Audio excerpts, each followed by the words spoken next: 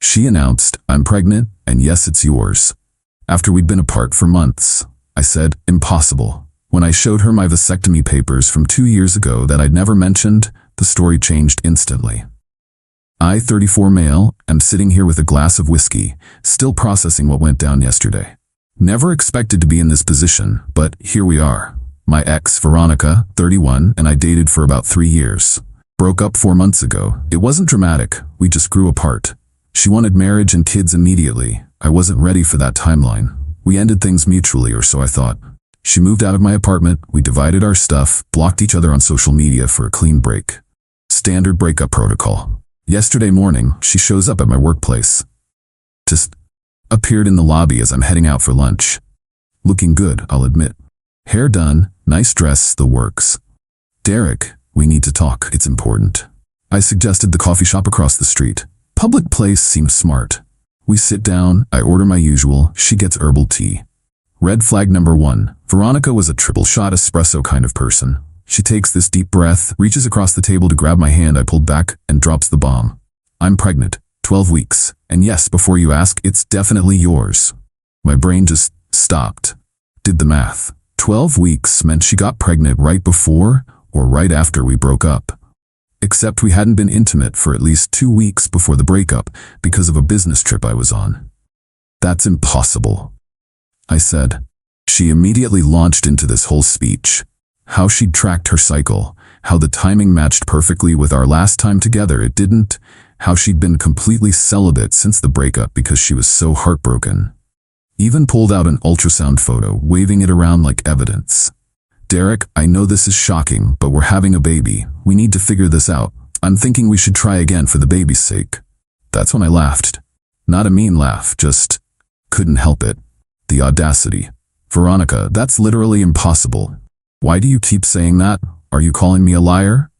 "No, I'm calling you pregnant with someone else's baby."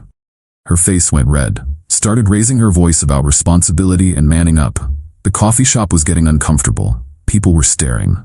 So I pulled out my phone, went to my medical records app, scrolled to a document I'd never had reason to show her before, turned the screen toward her.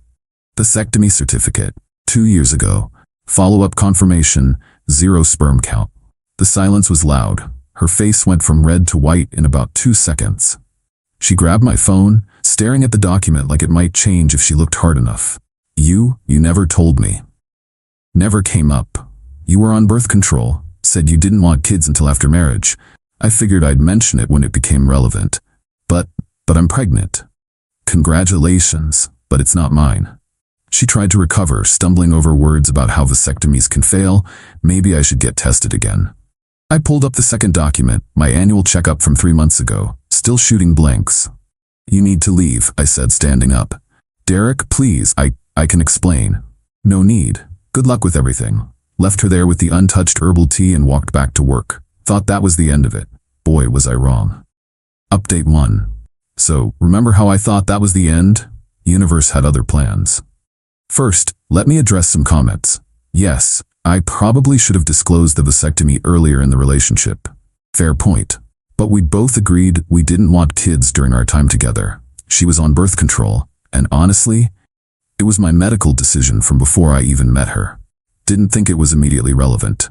Anyway, the entitlement parade started almost immediately. That same evening after the coffee shop, I got a call from an unknown number. Against my better judgment, I answered. "Is this Derek? Who's this?" "This is Patricia, Veronica's mother." Oh boy. Patricia launched into this whole thing about how I'd humiliated her daughter and abandoned my responsibilities. I tried to explain the situation calmly, that it was biologically impossible for me to be the father. Vasectomies can reverse themselves. You need to take a paternity test. "Patricia, I've had annual checks. I'm sterile. The baby isn't mine. You're just trying to wiggle out of this. My daughter isn't some slut who sleeps around. I never said she was. I'm just stating medical facts." Then she hit me with this gem. "If you ever loved her, you'd step up regardless. That's not how any of this works. A real man would take responsibility. A real man wouldn't claim a child that isn't his. Please don't contact me again." Hung up, blocked the number. 20 minutes later, Veronica's sister, Melanie, starts blowing up my social media. I'd forgotten to block her. Messages ranged from "you're trash" to "Veronica is devastated" to "the least you can do is help financially until she figures things out." The least I could do? For a baby that isn't mine? The entitlement was staggering. But the real kicker came the next morning. I get a text from Veronica from a new number. "I know you're upset, but can we please talk? I made a mistake." A mistake, that's what we're calling it now. I didn't respond, but she kept texting. "It was just one time. I was lonely. You were always working. It didn't mean anything. But I want this baby to have a father. You'd be a great dad. Please don't punish an innocent child." That last one almost made me throw my phone.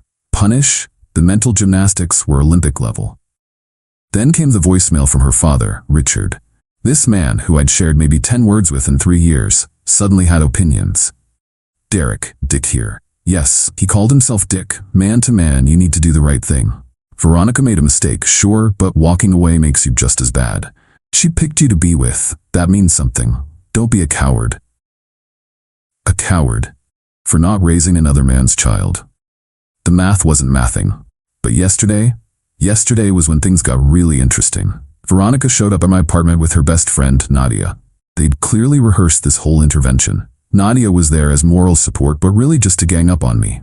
"Derek, we need to have an adult conversation," Veronica started. "There's nothing to discuss. You're pregnant with someone else's child. I wish you well. But you're the one I want to raise it with."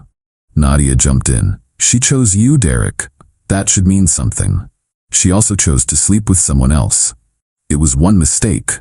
Veronica was getting teary. "I don't even remember his name." "You don't remember his name?"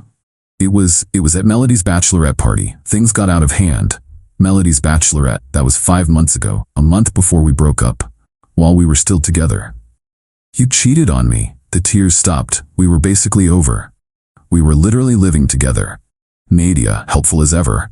"You were emotionally absent. I was at a conference for 4 days. They tried every angle. I'd be denying a child a father figure. I was being selfish." Think of Veronica's reputation. What would people say? Her parents were already attached to the idea of a grandchild. That's when I dropped the second bomb. "You should probably figure out who the actual father is. He has a right to know, and legal obligations." Veronica went pale again. I can't." "Why not?" Silence. Nadia finally whispered, "He's married." There it was. The real reason for this whole charade. She couldn't go after the actual father because he was married. I was the backup plan, the safe option, the sucker who might just go along with it. "You need to leave, both of you, now." They left, but not before Nadia called me heartless and Veronica sobbed about how I was ruining her life. I'm done being nice about this. Time to protect myself legally. Update 2. Alright, the situation has escalated to levels of absurdity I didn't think possible. After my last update, I took y'all's advice and got a lawyer, just a consultation to understand my options. The lawyer, Mr. Brennan, basically told me I was golden legally. No way they could pin paternity on me with my medical records. But he suggested I document everything just in case. Good thing I did. 3 days ago I get a formal-looking letter, not legally served, just dropped in my mailbox. It's from some budget legal advisory service, aka not a real law firm, demanding I take a paternity test and cease defaming Veronica's character. Defaming? By stating I'm sterile? Okay then. I forwarded it to Mr. Brennan, who actually laughed. He sent back a cease and desist letter outlining my confirmed sterile status with medical documentation. A timeline showing Veronica admitted to infidelity. A demand that all harassment stop immediately. A note that any further false claims would result in legal action for intentional infliction of emotional distress. The letter was sent to Veronica, her parents, and Melanie, since they'd all contacted me. The response was something. First, Patricia called my mother. My 67-year-old mother, who lives 3 states away. How she got the number, I don't know, but she fed my mom this whole sob story about how I was abandoning her pregnant daughter and my responsibilities. My mom, bless her, just said, "My son had a vasectomy years ago. Your daughter needs to find the actual father." Patricia hung up on her. Then Melanie started a social media campaign, posted on every platform about deadbeat men who abandon pregnant women, without naming names but making it obvious enough. Some of our mutual friends started asking questions, so I did something petty. I posted my vasectomy certificate. Just the certificate with the date clearly visible, captioned, "Since 2021. Some accusations require receipts. The comments were gold.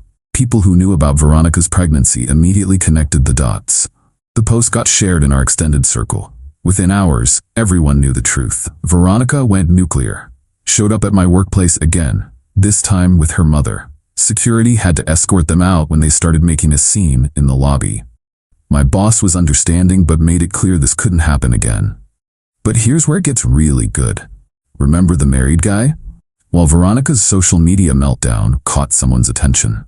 His wife, Lauren. She reached out to me through a mutual acquaintance. Lauren had suspected something was off when her husband, Garrett, came back from that weekend trip. He'd lied about where he was going. She'd been watching Veronica's posts about the pregnancy, did the math, and put pieces together. She wanted to know what I knew. I told her everything, the timeline, Veronica's admission, the whole circus.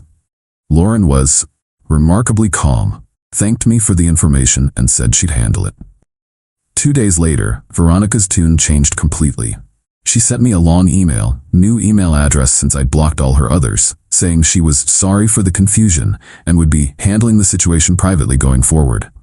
She wanted me to take down my social media post and asked if we could move past this unfortunate misunderstanding. Misunderstanding. She tried to baby trap me with another man's child, but sure, misunderstanding. I didn't respond to the email, but I did hear through the grapevine what happened. Lauren confronted Garrett with receipts. Turns out he wasn't at a work conference that weekend. Lauren had already been documenting his suspicious behavior, and this was the final straw. She filed for divorce and made sure Veronica was named in the paperwork. Garrett, now facing divorce and potential child support, lawyered up immediately. He demanded a paternity test through proper legal channels. Veronica tried to resist but couldn't. Yesterday, the results came back. Garrett is the father. Suddenly, Veronica's family went silent. No more calls, no more texts, no more showing up at my work. Patricia and Richard, who were so concerned about the baby having a father, disappeared when the actual father was identified. Melanie deleted all her posts about deadbeat men. But the best part, Garrett's lawyer sent Veronica formal paperwork regarding custody arrangements and child support. Since he's the biological father and wants to be involved, probably to reduce support payments, Veronica now has to deal with him, his lawyer, and his angry soon-to-be ex-wife for the next 18 years minimum. The same woman who called me a coward for not stepping up is now begging Garrett to give up his parental rights. He's refusing. Final update. This will be my last update because honestly, I'm ready to put this whole chapter behind me. The fallout has been extensive. After Garrett was confirmed as the father, Lauren, his wife, went scorched earth. She didn't just file for divorce, she made sure everyone in their social circle knew exactly why. Turns out Garrett had a pattern of conference trips, and Veronica wasn't his first affair. Lauren hired a forensic accountant who found some interesting spending patterns. Let's just say Garrett's been having a very expensive few weeks. Veronica tried damage control. Posted some vague inspirational quotes about new beginnings and everything happening for a reason. But the damage was done. Our mutual friends had seen her try to manipulate me into raising another man's child. Her reputation took a massive hit. The financial reality also hit her hard. She'd been counting on me, stable job, good income, to support her and the baby. Garrett, currently going through an expensive divorce, about to pay alimony and child support. Not exactly the financial stability she was hoping for. Plus, Lauren's lawyer made sure Veronica was named in the divorce proceedings, which apparently affected her employment. She worked in PR, and this scandal didn't exactly enhance her professional reputation. Patricia reached out one last time through a cousin of mine, wanted me to consider forgiving Veronica, and maybe still being part of the baby's life as a family friend. A family friend. To the child she tried to fraudulently claim was mine. The audacity never ends. I declined through my cousin and made it clear any further contact would result in legal action. The most satisfying part? Last week, I ran into Nadia at a grocery store. She tried to avoid me, but we ended up in the same checkout line. She muttered something about how I could have handled things better. How? I asked. By raising another man's child? By not humiliating her publicly. She humiliated herself when she tried to commit paternity fraud. The cashier's eyes went wide. Nadia left her stuff and walked out. I learned later that Veronica had to move back in with her parents. The apartment she'd gotten after our breakup was beyond her budget without the financial help she'd been expecting from me. Patricia and Richard, who were so eager for me to man up, are now supporting their adult daughter and soon-to-be grandchild. Garrett's trying to establish his rights as a father, partly because his lawyer advised it would look better in his divorce, and partly, I suspect, to spite Veronica. She wanted a baby with a stable partner, and instead got tied to a married cheater going through a messy divorce. As for me, I'm good. Better than good, actually. My boss was impressed with how I handled the situation professionally despite the harassment at work. The whole experience, weird as it sounds, brought me closer to my mom. She's been incredibly supportive and proud of how I stood my ground. I also started dating someone new, Jenna. Met her at a friend's barbecue last week. When the topic of kids came up, I was upfront about the vasectomy. Her response? Thank God I'm child-free too. We're taking things slow, but it's nice being with someone who's honest from the start. Looking back, the red flags were there with Veronica. The pressure about marriage and kids, the emotional manipulation when she didn't get her way, the victim complex. The pregnancy lie was just the culmination of all that. To everyone who says I should have told her about the vasectomy earlier, you're probably right. But you know what? Her trying to baby trap me with another man's child while knowing she'd cheated makes my non-disclosure look like a white lie in comparison. The last I heard, through our mutual social channels, Veronica was trying to work out co-parenting with Garrett while dealing with Lauren's lawyers. The baby's due in about 3 months.